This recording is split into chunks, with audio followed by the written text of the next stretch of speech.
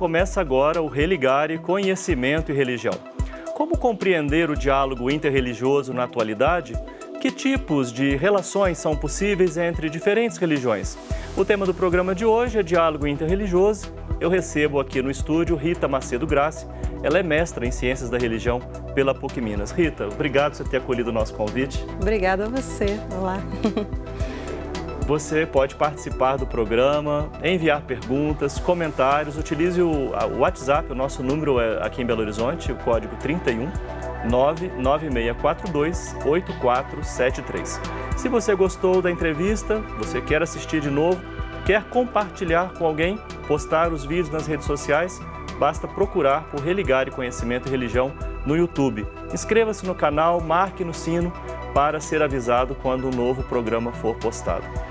Rita, você tem se dedicado aos estudos sobre diálogo interreligioso. Sim. Como é que você avalia o desenvolvimento atual, né, desse debate, desse tema tão importante não só para as religiões, né? Não só. O diálogo em si, ele é essencial para a vida, né? Para as nossas relações, né? A gente começa a estudar o diálogo interreligioso e vai percebendo o quanto o diálogo em si é importante. E no mundo atual, mais ainda, né? Quando na questão religiosa propriamente dita, a gente vai convivendo e se percebendo permeado por diferentes, né, tradições que antes ficavam longínquas às vezes, que a gente nunca tinha ouvido falar e de repente elas estão aqui do nosso lado. Você começa a sua trajetória de formação com relações internacionais. Sim. E aí veio fazer o seu mestrado, está preparando o seu doutorado, né, em Ciências da Religião. Sim. Que tem alguma coisa aí nesse meio de caminho e escolheu esse viés do diálogo interreligioso? Sim. Bom, a minha formação, né, faz já algum tempo. Depois eu trabalhei bastante em eventos internacionais, então com isso eu pude conviver com pessoas de diversas culturas e diversas religiões em vários lugares do mundo. E aí, quando eu resolvi estudar religião, ciências da religião propriamente dita, a questão do diálogo me chamou a atenção justamente como uma forma de, talvez, conciliar essas duas linguagens, né, das relações internacionais com o diálogo. Entre as várias perspectivas do diálogo, você assumiu um olhar assim, mais Sim. específico, né, através do filósofo e teólogo Raimon Panikkar. Sim. O que representa Raimon Panikkar nesse cenário aí, de autores e de perspectivas que discutem o diálogo interreligioso? O Panikkar foi um pioneiro, né, um dos pioneiros do diálogo interreligioso. Ele tem uma história de vida peculiar, porque ele nasceu em um lar cristão hindu, né? A mãe dele, cristã católica, e o pai, indiano e hindu. Então, ele já era permeado por um diálogo interreligioso na sua própria família. E aí ele foi... Ele é catalão de origem, Ele né? é catalão, sim. Ele nasceu em 1918, faleceu agora em 2010. Então, e aí ele teve toda uma criação cristã católica, se tornou sacerdote, mas foi para a Índia e viveu também intensamente o hinduísmo. Então, ele conseguiu ter uma noção muito no nível da experiência desse diálogo que se transformou em diversas obras, né, sobre isso. A perspectiva do diálogo, então, para ele tem a ver com a própria biografia. Sim, com a própria biografia dele. Sim. E ele se demonstrou, assim, o fato dele ter vivido essas experiências fez toda a diferença também na vida dele, porque ele não ficou só na teoria, né? Ele viveu na prática. Bom, para ele, o diálogo interreligioso ultrapassa os limites da religião, como a gente estava falando também antes. Sim. Né? Uhum. O que é isso para ele? Assim, que lugar tem o diálogo interreligioso? Para Panikkar, a religiosidade ela é uma dimensão antropológica, digamos assim. Ela seria uma essência do ser humano. na sua busca por respostas às questões essenciais da vida, o ser humano peregrina, né? Ele chama o ser humano, diz que a essência é a religiosidade e a peregrinação em busca dessas verdades salvíficas, dessas respostas às questões essenciais. E que independe, inclusive, da religião institucional. Essa essência da religiosidade para ele, ela vai além disso. Por isso ele enxerga o diálogo interreligioso como um diálogo entre pessoas, é um diálogo mais no nível existencial, a gente poderia dizer. Do que entre instituições. Tem uma dimensão intra-religiosa também, não? Sim, sim. Ele diz que para que a gente possa estar verdadeiramente no diálogo, é preciso não só ir ao encontro do outro, mas encontrar o outro em si mesmo. E para isso é preciso um mergulho na própria tradição, nas suas próprias crenças e valores, nos seus próprios símbolos.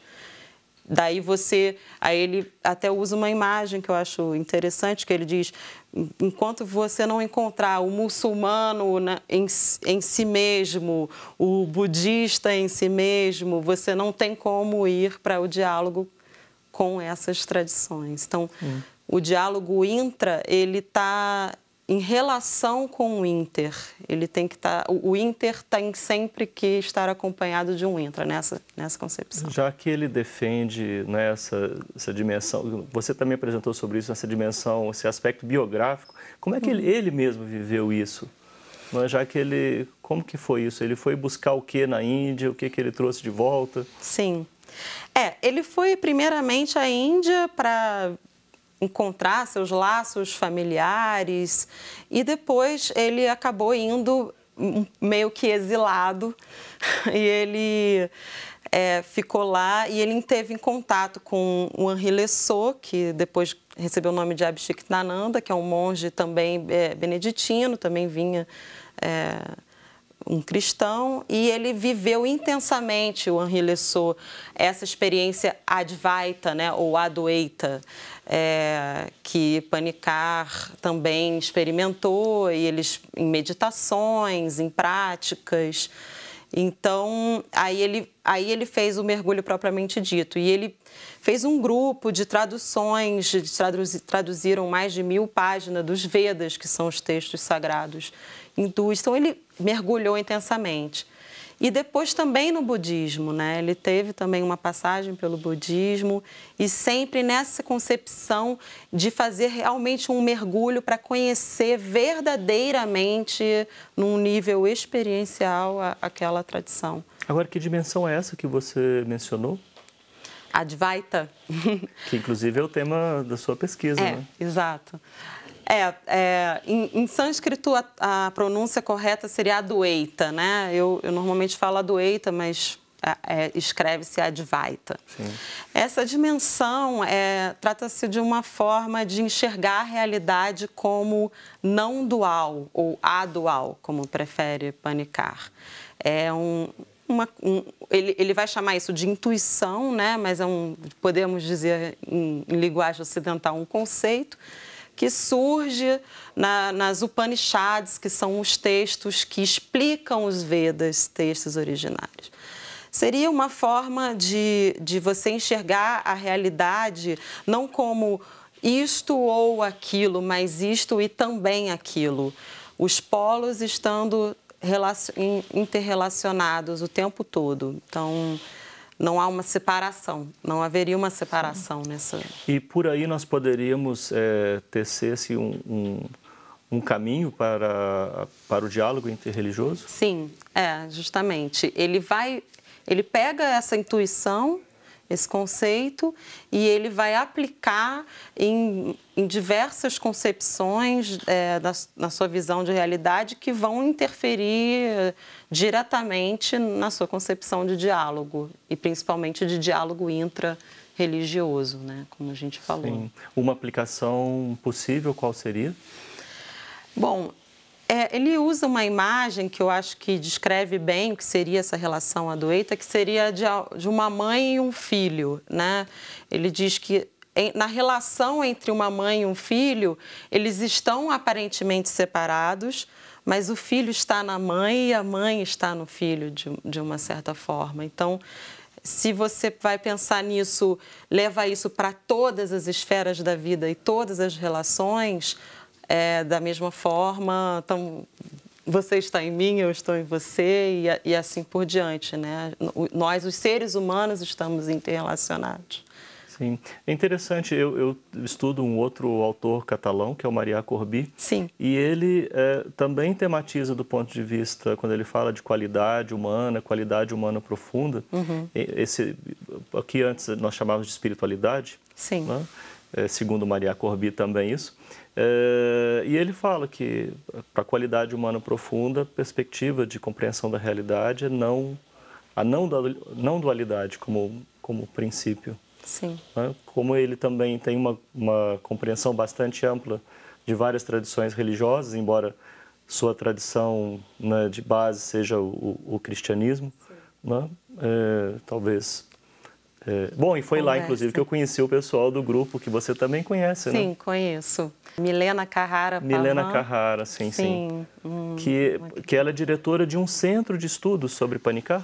De uma fundação. Fundação. Na verdade, o próprio Panikkar fundou essa fundação antes dele falecer e ela deu continuidade ao trabalho porque ele deixou a ópera Omnia dele, né, feita, preparada junto com ela. E essa obra está sendo traduzida em diversos idiomas, já existem alguns volumes, nenhum em português ainda. Mas parece que você vai poder contribuir com isso, né? Depois você conta para os nossos telespectadores. Sim. Hoje no Religare eu recebo Rita Macedo Grassi. Nós estamos falando sobre diálogo interreligioso. Vamos fazer um breve intervalo, lembrando que você pode participar do programa enviando perguntas e comentários. O nosso WhatsApp é 31, código de Belo Horizonte, 996428473. A gente fica aqui esperando você. Até já.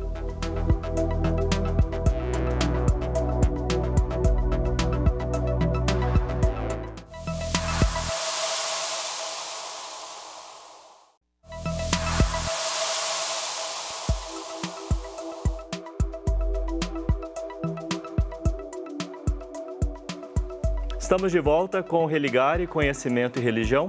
Hoje nós estamos conversando aqui sobre diálogo interreligioso. A minha convidada é Rita Macedo Grassi, ela é mestra em Ciências da Religião pela PUC Minas. Bom, você estava falando, a gente estava falando no final da fundação Sim. do Raymond Panikkar e da sua colaboração. Sim. Né? Você, ao longo do mestrado, construiu essa relação Sim. com a fundação e hoje você é uma das colaboradoras. Sim, a gente organizou, né, um simpósio sobre o centenário do Raymond Panikkar, né, juntamente com a FAGE, né, PUC Minas, o Programa de Ciência da Religião da PUC Minas com a FAGE. E aí nós tivemos a grande honra de receber a Milena aqui, né, que é discípula, editora de Panikkar, tradutora. E, a partir daí, a gente estreitou os laços de amizade, de parceria. E agora, em julho, vou estar indo para lá para a gente fazer um trabalho de revisão, de tradução da ópera Omnia e também de experiência, da experiência que eles faziam junto com o Panikkar de diálogo interreligioso, que eu pretendo continuar agora. Eu me lembro da Milena, né, como eu disse, né, por aproximação, né, com esse autor catalão que eu mantenho contato no grupo de pesquisa, e foi quando eu também conheci a Milena Carrara, ela falando da expectativa dela do Panikkar ser mais lido, mais conhecido na América Latina, né, e particularmente também no Brasil.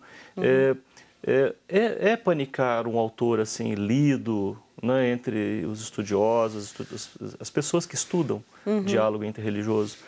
A perspectiva dele é bem acolhida aqui entre nós? Muito pouco, assim. O Panikkar tem é riquíssimo, né, o pensamento dele, mas realmente não é uma linguagem tão fácil, justamente por ele transitar, né, por diversos, tanto pela filosofia quanto pelo próprio hinduísmo, budismo. o seu pensamento é, de alguma forma, complexo, mas, ao mesmo tempo, profundamente rico, até pelo seu mergulho também na experiência mística. Então, mas ele foi, assim, no Brasil, pouquíssimo, tem um livro traduzido para o português aqui no Brasil e mais 3 livros que foram traduzidos em Portugal. E então aqui é pouquíssimo mesmo, né? Sim, sim, é um autor que está ainda para ser mais estudado sim, aqui, sim. né?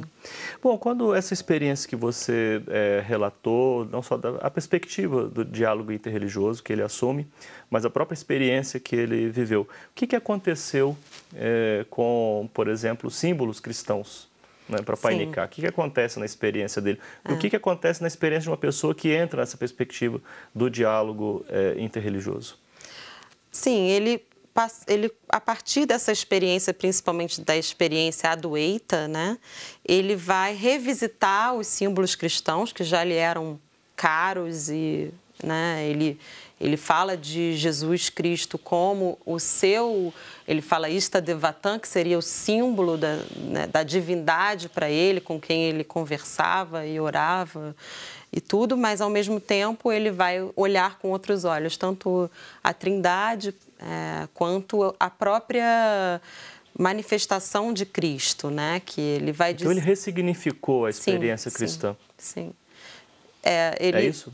Seria isso. Ele trouxe um novo significado e aí construiu a sua própria visão de cristologia, né? A forma como Cristo se apresenta em outras religiões, né? Que ele vai chamar de cristofania, e a sua visão da Trindade, que acaba gerando o que ele chama de uma visão cosmoteândrica, né? O que seria uma visão cosmoteândrica para Panicá? A visão cosmoteândrica seria uma visão das 3 dimensões da realidade, sendo a dimensão material, né, o mundo, o cosmos, como ele chama, a dimensão humana e a dimensão divina, sagrada, mistérica, estando intrinsecamente relacionadas, assim como as pessoas da Trindade. Sim. Rita, quando a pessoa entra nessa perspectiva do diálogo interreligioso, ela necessariamente precisa passar por esse processo de ressignificação da sua experiência original? Ou isso é algo muito próprio da experiência do Panicá? O que eu entendo, assim, na visão dele, né, é que ele acredita que a partir do momento em que eu entro em contato com o outro, isso já gera em mim uma transformação. Então, mesmo que eu continue ali ferrenha nas minhas convicções, de alguma forma, o olhar do outro faz com que eu repense as minhas... Ou até deveria fazer, né? Porque nós estamos em transformação, né? Ele diz que a própria verdade está em transformação, né? Então, se nós somos peregrinos, faz todo um sentido, né, dentro desse pensamento. É algo que faz parte, então, do processo. Eu tenho a impressão que já temos perguntas dos nossos telespectadores aqui. O Tiago Campos, São Gabriel, aqui em Belo Horizonte, pergunta assim: se você percebe, Rita, a convidada percebe atualmente uma disposição maior para essa integração entre as religiões, qual seria a fase dessa integração que nós vivemos hoje? Bom, perguntaria junto com o Tiago se trata de integração quando nós falamos também em diálogo interreligioso. Não seria... Pode-se dizer que integração num sentido de relação, mas não necessariamente de que, né, de todo mundo estar, de se virar uma coisa só, né? Aquela coisa, todo mundo na mesma churrascaria. Mas de uma fecundação mútua, como o Panicá fala, de um diálogo de várias vozes. Isso eu entendo que seja algo indispensável, né, hoje. Eu acho que cada vez mais a gente está entendendo a urgência de se entrar em relação, né? Agora, ou pelo menos uma parte da sociedade está entendendo isso, porque eu diria, bom, há também setores que estão se afastando dessas perspectivas de diálogo, né? Infelizmente. Sim. Mas também avalio assim, infelizmente. Mas eu acho que os próprios conflitos internacionais, as situações que a gente tem visto, que a gente tem vivido, de alguma forma nos obrigam a pensar, até por uma questão de segurança, né? Sim. Em como entrar em diálogo. Olha, o Jefferson Santana, de Três Marias, ele também comenta algo bem nessa linha que a gente falava ainda há pouco. No Brasil, percebe-se o aumento do conservadorismo, tanto político quanto religioso. Como esse crescimento pode interferir no diálogo com outras religiões?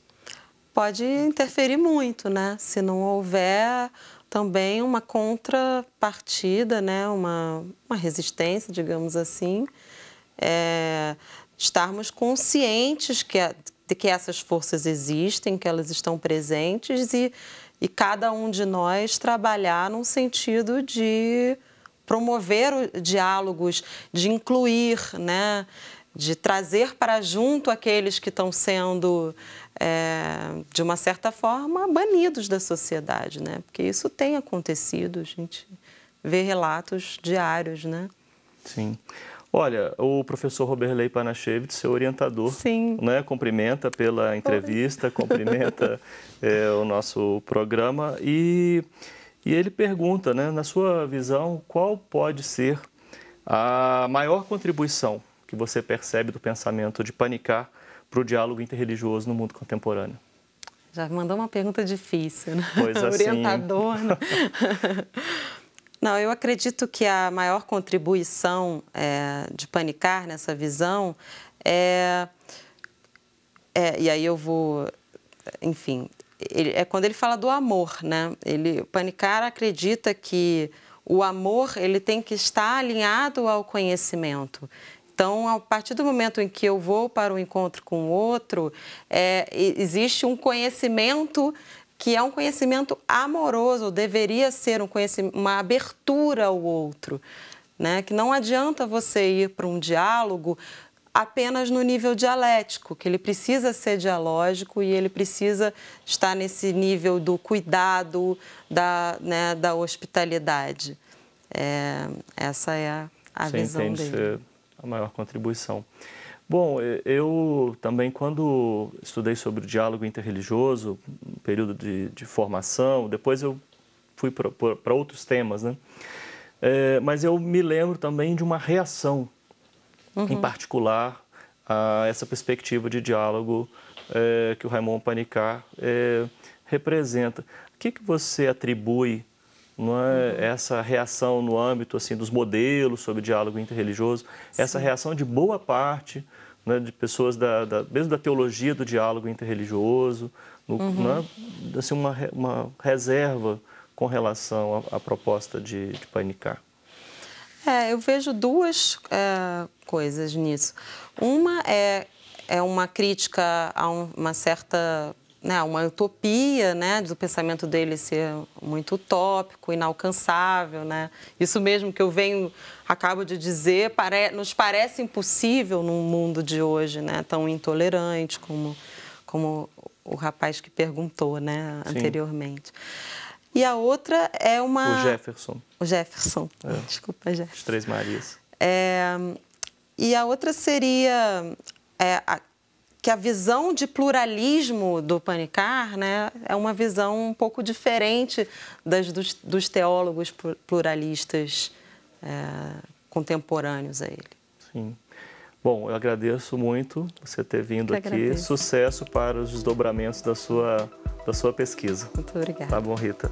O Religare é um projeto de extensão do Programa de Pós-Graduação em Ciências da Religião da PUC Minas. Você pode conhecer sobre as nossas atividades e cursos de graduação à distância, especialização, mestrado e doutorado em Ciências da Religião, acessando a página pucminas.br/ppgcr. Muito obrigado pela sua companhia. Semana que vem nós voltamos com mais um Religare, Conhecimento e Religião. Um abraço muito cordial e até lá.